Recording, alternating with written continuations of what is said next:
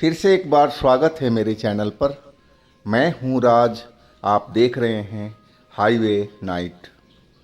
दोस्तों, आज मैं आपको जो कहानी बताने जा रहा हूं, ये कहानी 2016 की है।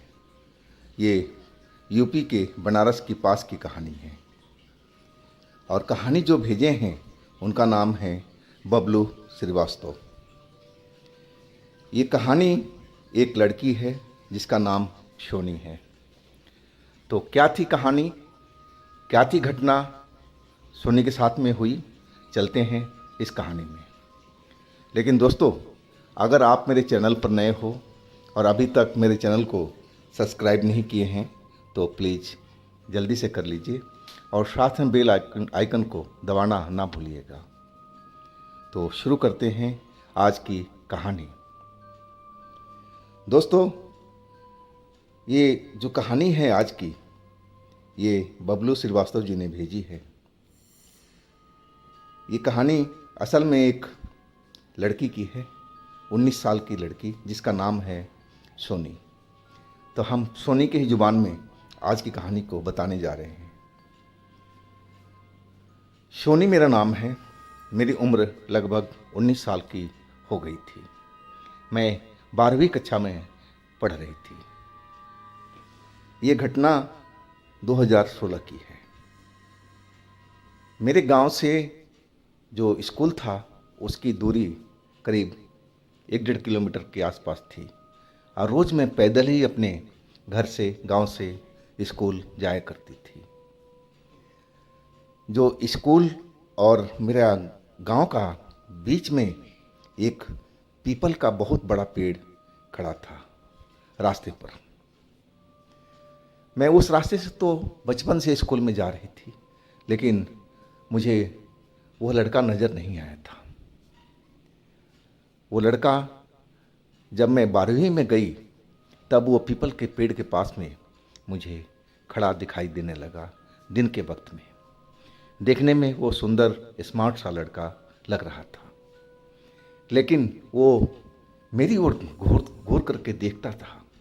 अब मुझे उसकी नज़रों से बहुत डर लगता था। पता नहीं कौन है ये लड़का, कहाँ से आया है, अब मुझे क्यों घूर रहा है। उसके घूरने के अंदाज से मैं बहुत डर जाती थी। अब मैं अपने नज़रें गड़ाए सड़क पर सीधी चलती जाती थी। मैं कभी कभी मुड़ करके देखती थी तो लड़का उसी पीपल के पेड़ के पास में खड़ा मुझे देखता रह रहा था। मुझे बहुत डर लगता था कि पता नहीं कौन अनजान लड़का है और मुझे क्यों ये घूर रहा है। ये घटना मेरे साथ में अब लगातार होने लगी। जब मैं स्कूल से वापस जाती तब भी वो लड़का उसी पीपल के पेड़ के पास में मुझे खड़ा दिखाई देता था। वो मेरा आने का इंतज़ार करता था। मैं उसकी तरफ देखती भी नहीं थी। उसको वहाँ खड़ा देख मुझे बहुत डर लगता था। मैं नज़रें झुकाए अपने घर की तरफ चलती जाती थी। स्कूल के कभी कभी जो सहेलियाँ थी वो पहले निकल जाया करती थी। मैं थोड़ा लेट हो जाती थी तो अकेले ही जाना पड़ता था। हाँ, जब सहेली साथ में होती थी तो लड़का मुझे नज़र नहीं आता था। पता नहीं कहाँ चला जाता था। और जब मैं उस रोड पर अकेली आती जाती स्कूल से तभी वो लड़का मुझे वो दिखाई पड़ता था। ये इस घटना को, ये जो सिलसिला था करीब 3-4 महीना तक चलता रहा। वो लड़का अब मेरी तरफ देख करके मुस्कुराने भी लगा था। वो मुझसे बात करने की कोशिश करने लगा, लेकिन मैं उसकी तरफ नज़र घुमा कर देखती भी नहीं थी और मैं कुछ बोलती भी नहीं थी। वो पूछता था कि आप बहुत सुंदर हो, आप बहुत खूबसूरत लग रही हो, लेकिन मैं उसकी बात का बिल्कुल भी जवाब नहीं देती थी और तेज कदमों से अपने घर की तरफ भाग जाया करती थी। इस बात को मैं किसी से शर्म के मारे बताया नहीं करती थी कि लोग बाग, मेरे घर के परिवार क्या सोचेगा। मैं अंदर ही अंदर घुट रही थी कि ये लड़का तो मेरे पीछे ही पड़ा हुआ है, ना जाने कहाँ से आया हुआ है, लेकिन हमारे गांव के आसपास का तो लड़का दिखाई नहीं पड़ रहा था। अब चौथा महीना स्टार्ट हो गया था। अब उस लड़के का हिम्मत और ज़्यादा बढ़ गया। जब भी मुझे अकेला देखता, वो मेरे सामने अब आकर के रास्ता रोक देता और कहने लगा एक दिन तो कि देखो, तुम बहुत सुंदर हो, बहुत खूबसूरत हो, मैं तुमसे ही शादी करूँगा, क्या तुम इस बात के लिए तैयार हो? लेकिन मैं भाग जाती वहाँ से। उसकी बात सुन कर के मेरा दिल ज़ोरों से धड़कने लगता डर के मारे। अब मैं घर में आकर के अकेले कमरे में चली जाती और बैठ कर के चुपचाप रोया करती थी कि वो अनजान लड़का मेरे पीछे क्यों पड़ा हुआ है। अगर किसी गांव के लोगों को पता लग गया तो हमारी घर की बहुत बड़ी बेइज्जती होगी। हमारे घर वाले मुझ पर पता नहीं क्या क्या सोचेंगे मेरे बारे में। मैं इस चीज़ से बहुत डर रही थी। लेकिन उस लड़के का तो हिम्मत अब बढ़ता चला जा रहा था। मैं अब अकेले स्कूल जाया नहीं करती थी, मैं सहेलियों के साथ में उनके बीच में तब मैं जाया करती थी। लेकिन वही हुआ, वो लड़का तो अब सहेलियों के बीच में दिखाई नहीं पड़ता था। और जब मैं उधर से कभी अकेले आना होता था, वो लड़का फिर मेरा रास्ता रोक करके खड़ा हो जाता था। अब मैं इस बात से बहुत डर चुकी थी और कई दिन तो मैं स्कूल भी नहीं जा पा रही थी उसके डर के कारण से। घर वाले पूछ रहे थे कि बेटा क्या हुआ, क्यों नहीं जा रही स्कूल? तो मैं बिल्कुल मना कर देती कि मेरी तबीयत ठीक नहीं है, मैं बहाना बना देती। अब मैं जब अपने घर में हूँ और रात का टाइम था, सब लोग सोए हुए थे, मैं अपने कमरे में सोई हुई थी और दरवाज़ा बंद था। मैं अंधेरे कमरे में नहीं सोती थी, लाइट जल रहा था।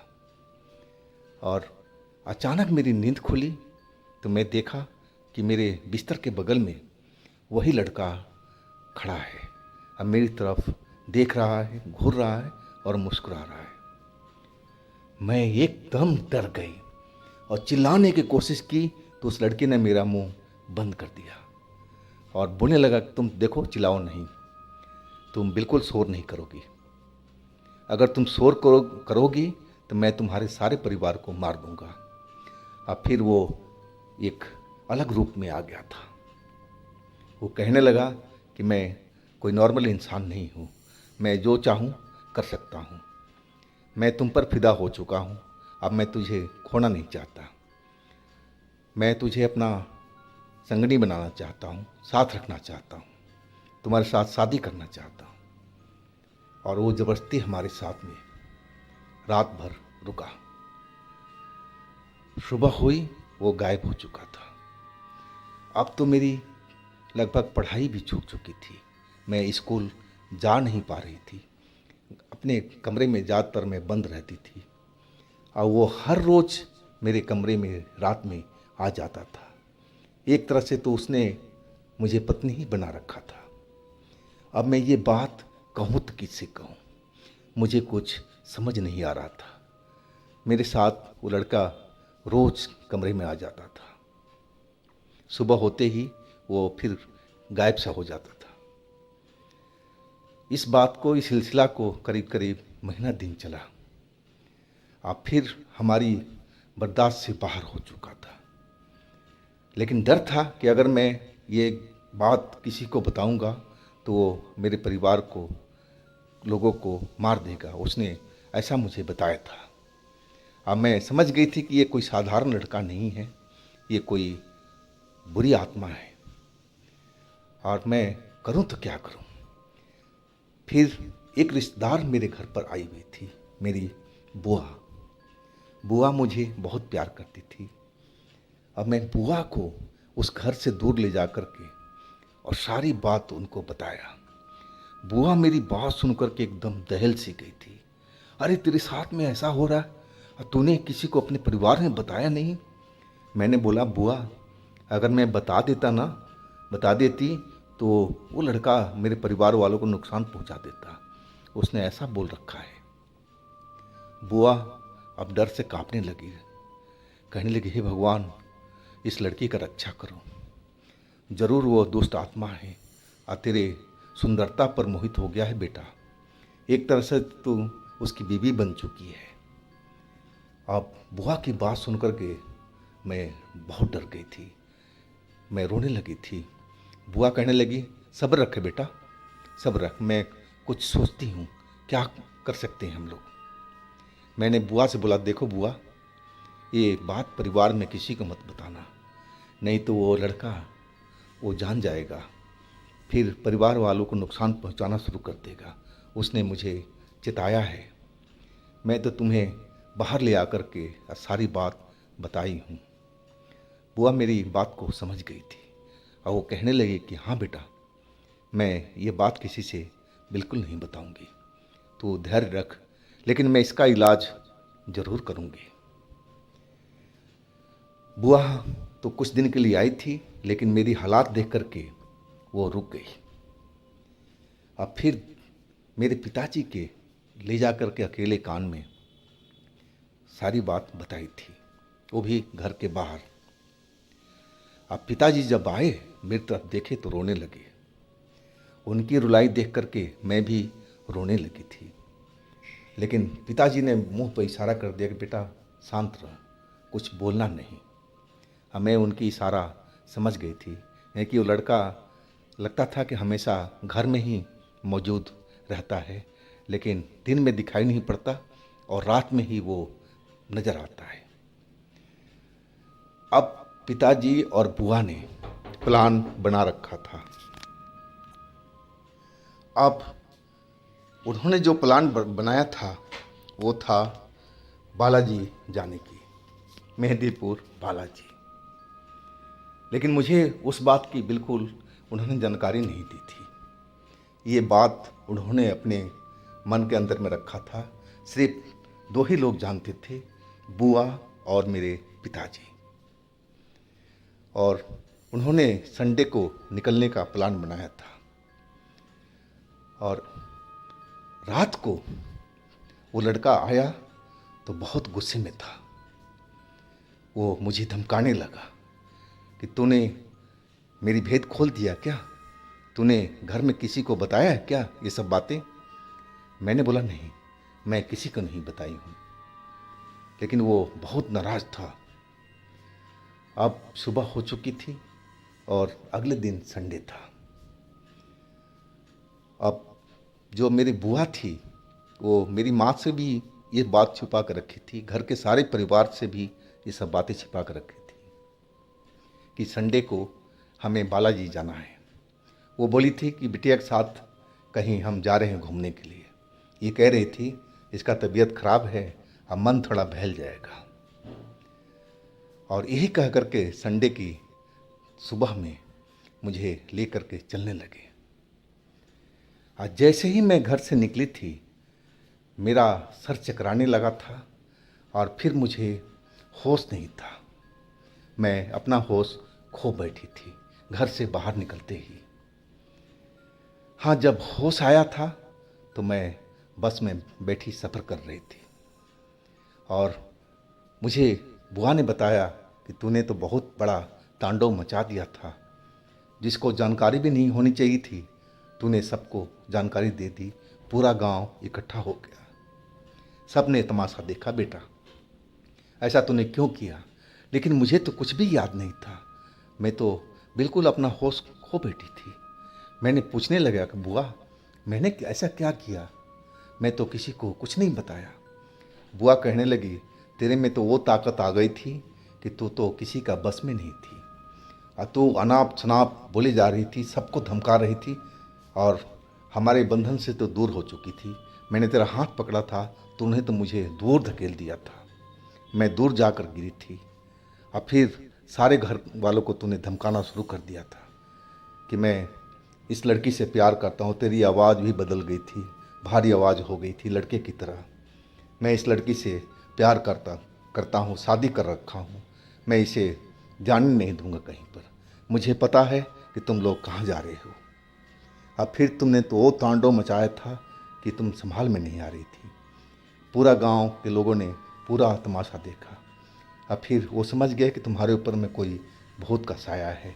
उनको पूरी कहानी तो मालूम नहीं हुआ, लेकिन इतना तो मालूम हो चुका था कि तुम्हारे ऊपर में कोई भूत का साया चढ़ा हुआ है। फिर उन्होंने ज़बरदस्ती तुम्हारे हाथ पैर पकड़े और फिर बस में बिठाया, और तब तुम्हें बेटा अब होश आया है।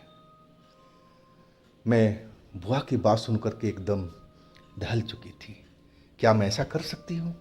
ज़रूर उसी दुष्ट आत्मा ने मेरे से करवाया था। खैर, हम अब बालाजी पहुँच गए थे। बालाजी जब पहुँचे तो मेरी जो तबीयत थी, जो कुछ ख़राब सी चल रही थी, वो सही होने लगी थी, और वो लड़का मुझे अब नज़र नहीं आ रहा था। वहाँ पर मेरी इलाज चल रहा था। हम करीब हफ्ता भर वहाँ पर रुके, और इसके बाद पिताजी तो किसान आदमी थे। अब इतना पैसा तो हम लोग के पास में नहीं था कि हम लोग वहाँ पर और ज़्यादा दिन रुकते। लेकिन वहाँ के जो मंदिर के पुजारी वगैरह थे, वो कह रहे थे कि आप लोगों को कम से कम 1 महीना यहाँ पर रुकना पड़ेगा, और तब वो जो प्रेत का साया है, वो लड़का है, बिटिया के ऊपर से भाग जाएगा। लेकिन हमारे पास पैसे की कमी थी। अब हम लोग वहाँ पर रुक नहीं सकते थे, और पिताजी कहने लगे कि बेटा, कभी तुम्हें वो नज़र आता है लड़का? मैंने बोला ना। बोले ठीक है। अब बुआ भी कहने लगी कि चलो, अब तो वो साया भाग गया होगा। अब फिर हम अपने गांव वापस आ गए थे। गांव आने के बाद में करीब 1 महीना तक मैं बिल्कुल सही रही। वो लड़का मुझे कभी नज़र नहीं आया। लेकिन 1 महीना बीतने के बाद में फिर वही तमाशा फिर शुरू हो गया था। अब तो वो मुझे मारता भी था। तेरी हिम्मत कैसी हुई वहाँ पर जाने की? क्या तुम मुझसे पीछा छुड़ाना चाहती है? मैं तेरा कभी पीछा छोड़ने वाला नहीं हूँ। अगर तू दोबारा ऐसे करेगी तो मैं सही में बता रहा हूँ, तेरे परिवार वालों को मार दूंगा। फिर उसने धमकी दे दिया था। अब मैं करूँ तो क्या करूँ? अब तो घर के लोग सारा मेरा हाल जान चुके थे। और अगले दिन ये बात मैं अपनी माँ से बताई। माँ ने पिताजी को बताया। अब पिताजी सोच में पड़ गए थे कि अब करें तो क्या करें। अब वो गांव के आसपास ही कोई तांत्रिक को देखने लगे थे, और एक तांत्रिक उनको मिल गया था। अब फिर मुझे उस जगह पर उस तांत्रिक के पास ले जाया गया, और तांत्रिक ने सारी कहानी सुनी। वो एक बुजुर्ग व्यक्ति थे, और उन्होंने सारी बात हमारी सुनी, और सुन कर के बोले, कुछ नहीं होगा, तुम डरो नहीं। डरोगी तो तुम्हारा नुकसान होगा। जितना तुम डरोगी वो तुम पर हावी होता जाएगा। तुम डरना बंद कर दो, बाकी मैं सब कुछ देख लूँगा। फिर वो अपने मंत्र से हमारा शरीर पवित्र करने लगा। जो भी झाड़ फूक था वो सब करने लगा था। फिर हमें एक ताबीज़ भी बना कर दिया। बोला, बेटा अपने गले में डाल के हमेशा रखो, और फिर मैं जब बुलाऊंगा तो तुम आ जाना।